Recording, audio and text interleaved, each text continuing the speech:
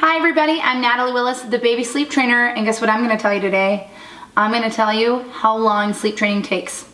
So actually, I really am excited to answer this question, but it's a very difficult question to answer because it is highly dependent on the type of method you are using.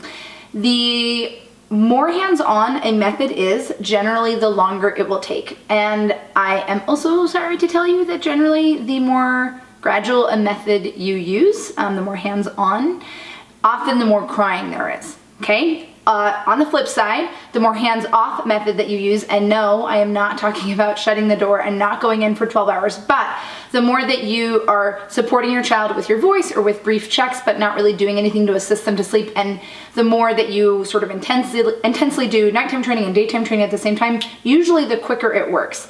Sleep training on that end of the spectrum can sometimes take as little as maybe 3 to 4 days for massive improvement in nighttime sleep, sometimes less, and let's say anywhere from a few days to about 2 weeks for nap training. When we're talking about more gradual methods, we can be talking about up to a month or more. Sometimes families will feel that they are in sleep training intermittently for several months or even up to a year, but there's another really big component here, and that's your child's temperament. If you have a very, very easygoing baby, you could do the most hands-on method that exists. I wouldn't even know which one to tell you, and it would still work in 2 to 3 days.